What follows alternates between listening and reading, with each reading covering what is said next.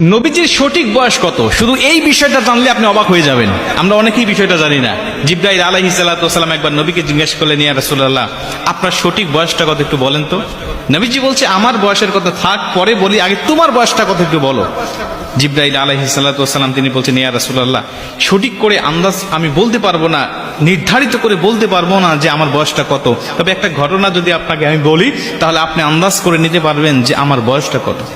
নবীজি বলছে, বলো তো দেখি তুমি কোন ঘটনা শোনাতে চাও। তিনি বলছে, ইয়া রাসূলুল্লাহ, আল্লাহ রাব্বুল আলামিন আরশে আজিমের নিকট একটা তারা উদিত হতো। আমি জন্মের পর পরে দেখেছি সেই তারাটা উঠতো, আর একবার উদিত হলে এই তারাটা ৭০,০০০ বছর পর্যন্ত উদিত থাকতো, এ অস্ত যেত না। আবার ৭০,০০০ বছর পরে যখন অস্ত যেত, এই অস্তবিত হওয়ার পরে সে ৭০,০০০ বছর পর্যন্ত অস্তবিত থাকতো, সে উদিত হতো না। ইয়া রাসূলুল্লাহ, ইয়া হাবিবাল্লাহ, আপনি জেনে আশ্চর্য হবেন, যেই তারকা ৭০,০০০ বছর উঠলে আর নিভতো না, নিভলে আবার ৭০,০০০ বছর পরে উদিত হতো, এই তারকাটা আমি উঠতে আর অস্তবিত হতে দেখেছি ৭২,০০০ বার।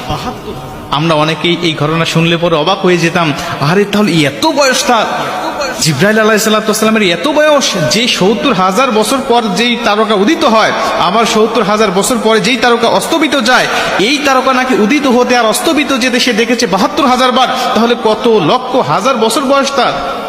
কিন্তু নবীজি কোনো বিচলিত হলেন না, নবীজি আশ্চর্য হলেন না। নবীজি স্বাভাবিকভাবে থেকে মুস্কি হাসি দিয়ে ডাক দিয়ে বলছে, জিবরাইল, ওই তারকা কি আজও তুমি দেখতে পাও? জিবরাইল বলছে, ইয়া রাসূলুল্লাহ, না, আমি আর দেখতে পাই না। নবীজি বলছে, ওই তারকাটা অন্য কেউ নয়, ওই তারকাটা ছিলাম আমি নবী, আমি নবীর নূর সেখানে উদিত হতো। মুসলমান ভাইরা,